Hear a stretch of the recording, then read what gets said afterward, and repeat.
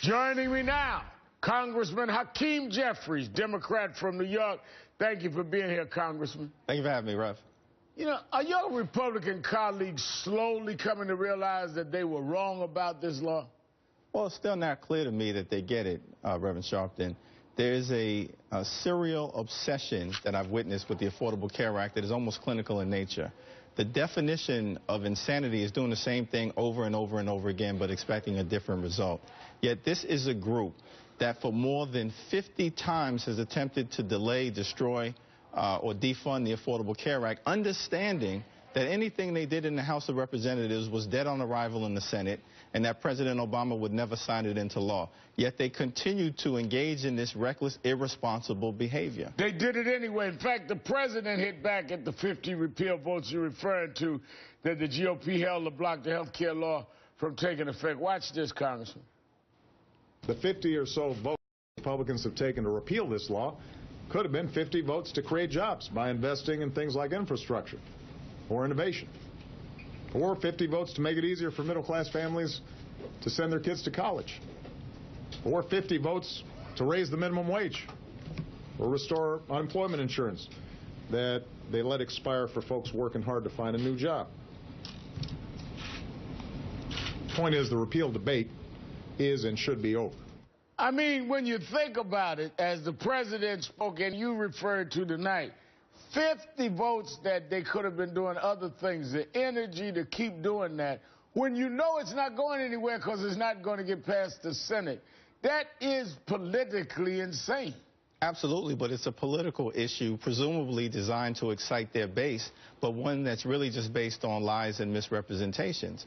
And they haven't offered a single alternative for the American people in terms of providing health care to the tens of millions of people who will otherwise be uninsured, in terms of keeping young people on their parents' health care plans from the age of 21, which has been moved to the age of 26, dealing with pre-existing conditions, closing the Medicare Part D donut hole. They have not offered a single alternative. But this is a group that is so obsessed with the Affordable Care Act and perhaps President Obama that they shut down the entire government for 16 days based on that obsession, and cost the American people $24 billion in terms of lost economic productivity. So the president is right. They've wasted a lot of time and a lot of treasure of the American people as opposed to doing things designed to turn the economy around. The president also said, though, that Democrats ought to run on this year. We've seen earlier where some Democrats seem to be leaning away. What is going on? Are Democrats going to really, now with 8 million enrollees, see that this is what you should be running on and advocating for rather than running away from it? Well, I certainly hope and expect that that'll be the case. Things have turned around dramatically. There was a minor blip that occurred in October related to the website. But the remixed version of the Affordable Care Act is spectacular. It's a platinum hit, multi-platinum, I'd argue.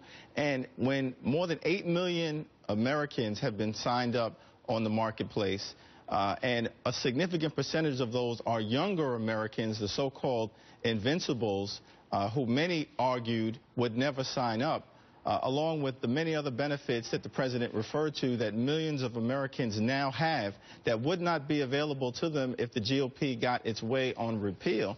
This is something that progressive Democrats should embrace because it's good for the American people. And people need to keep coming at him because right after the press conference today the president had, they didn't miss a beat. The right wing was right out there immediately attacking. Watch this. Is the Census Bureau deliberately trying to make it tougher to criticize Obamacare? Back in 2009, under the leadership of then White House Chief of Staff Rahm Emanuel, the Census Bureau was brought under the direct influence and direct control of the White House. So now that has become a pretty well politicized organization. The number is going to go down because the regime is massaging the data. They are changing the questions that they ask people here to rig the results. And if you don't like it, you are a racist. It's sort of like me telegraphing to my parents, I'm going to have straight F's on my report card. And I have a couple of D's and C's. They're thinking on Mensa material. But the fact of the matter is it's still a pathetic card. The question is, are they incompetent or are they disingenuous? Neither one of those is a good thing, quite frankly.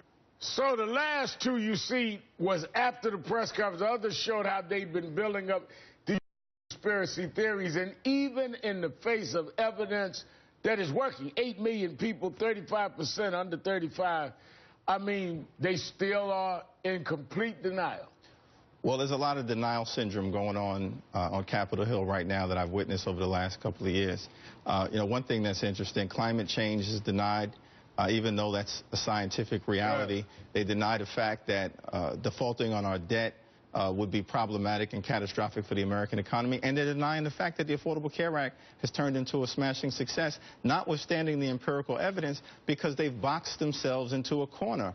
They said this was going to result in doom and gloom for the American people, but the American people have embraced it in spectacular numbers, and it's benefiting tens of millions of Americans beyond those who have signed up on the marketplace because of the pre-existing condition ban and other aspects of the law. And so they have nothing left but to argue this conspiracy theory that the books are being cooked, but that's going to collapse like a house of cards, and the Affordable Care Act will continue its trajectory toward the smashing success that it is on its way toward becoming. All right, that is Congressman Hakeem Jeffries, collapsed like a house of cards. Us Brooklyn guys have a way with words. Thank you for your time tonight. Thank you, Rev. Ahead.